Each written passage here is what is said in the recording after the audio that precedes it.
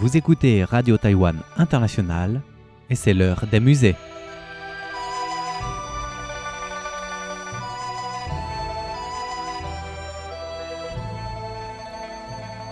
Chers amis, coucou, bienvenue dans l'heure des musées, votre émission dédiée à l'art et à la culture chinoise. La semaine dernière, nous avons découvert les ouvrages classiques ainsi que les instructions impériales qu'ils étudiaient dans leur jeunesse. Au-delà de ces textes fondamentaux, les palais impériaux faisaient également imprimer des manuscrits spécialement conçus pour approfondir leur formation, témoignant de l'importance accordée à l'éducation des membres de la famille impériale. Voici quelques exemples de ces manuels impériaux.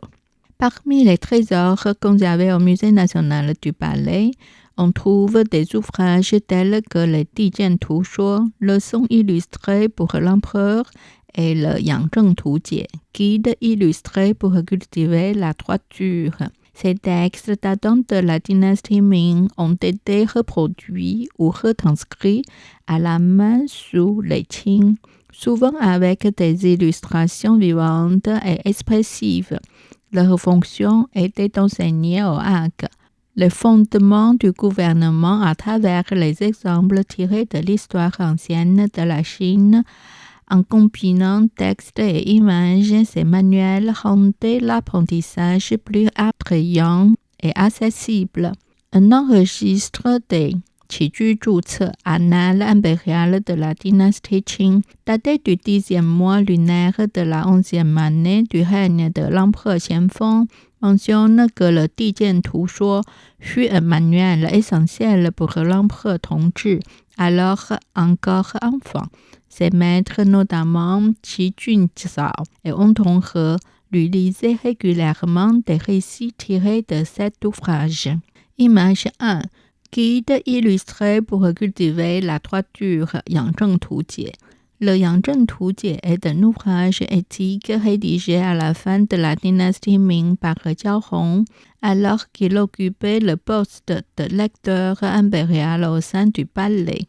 Destiné à l'instruction du prince héritier Zhu Changluo, futur empereur Guangzong de la dynastie Ming, ce recueil visait à lui transmettre la tradition morale et politique du pouvoir féodal.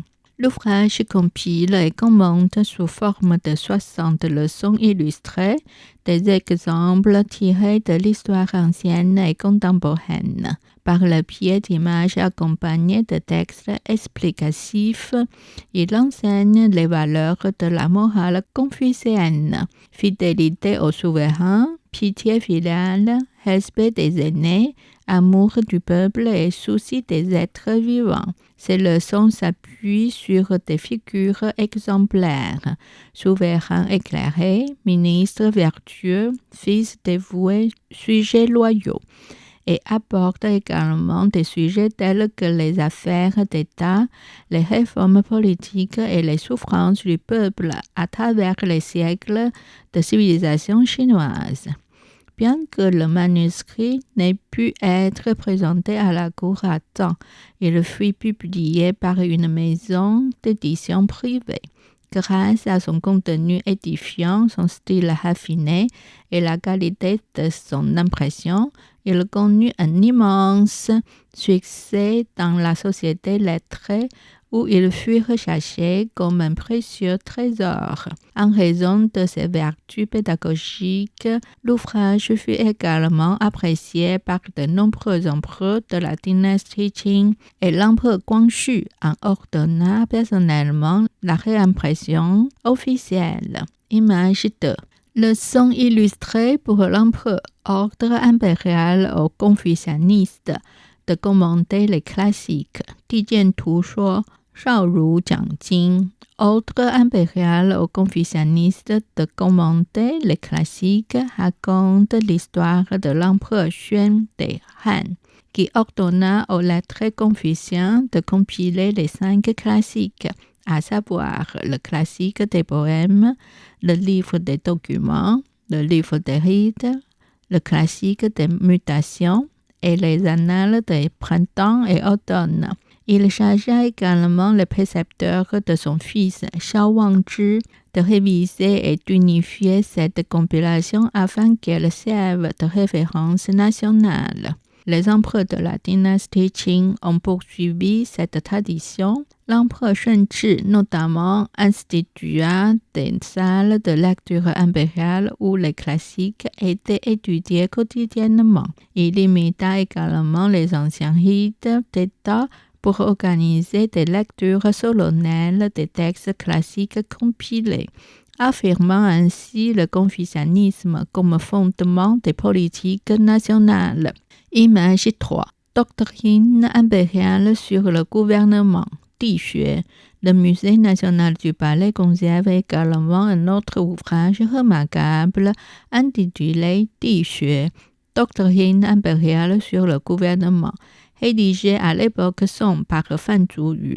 L'empereur Qianlong, soucieux de l'éducation morale et politique de ses descendants, ordonna à ses fils Yongxin, Yongcheng et Yongrong, ainsi qu'à son petit-fils Mianning, futur empereur Daoguang, de recopier ce texte à la main. Véritable manuscrit historique, le Dixue visait à transmettre l'exemple des souverains vertueux à travers les âges, à servir de modèle pour rectifier le cœur, cultiver le caractère et approfondir l'apprentissage du gouvernement.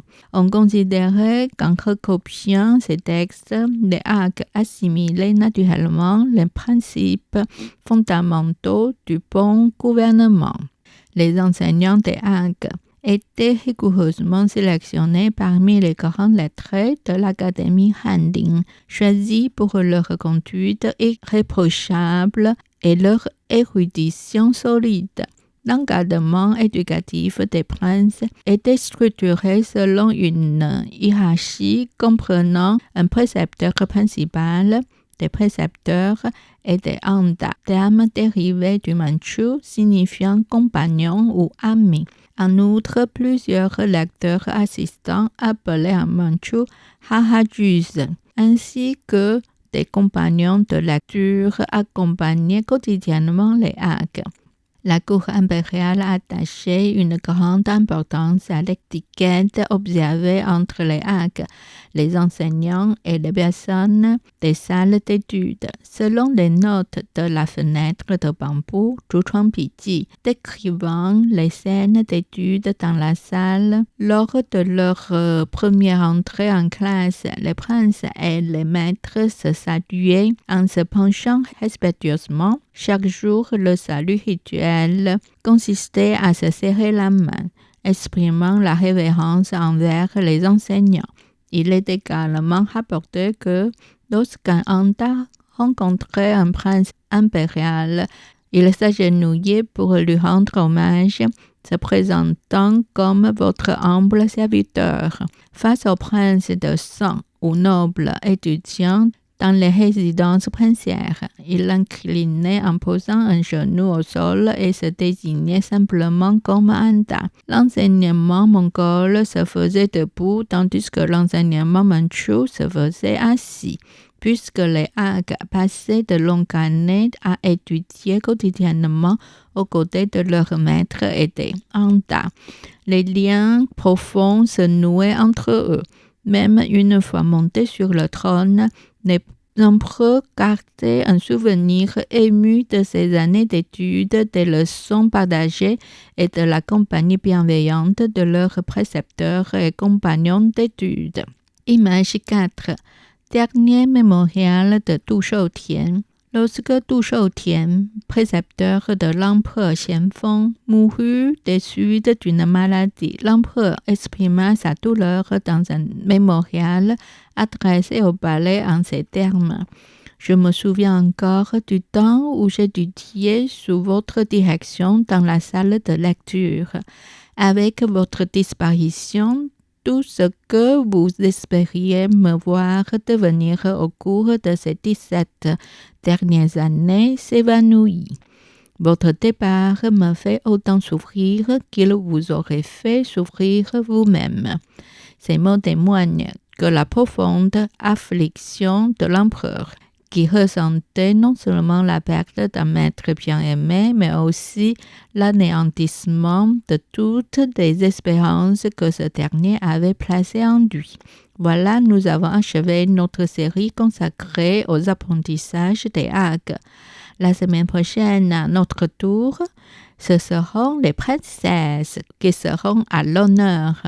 C'était l'heure des musées réalisé et animé par Miao Yonghua, diffusé depuis Taipei, Taïwan.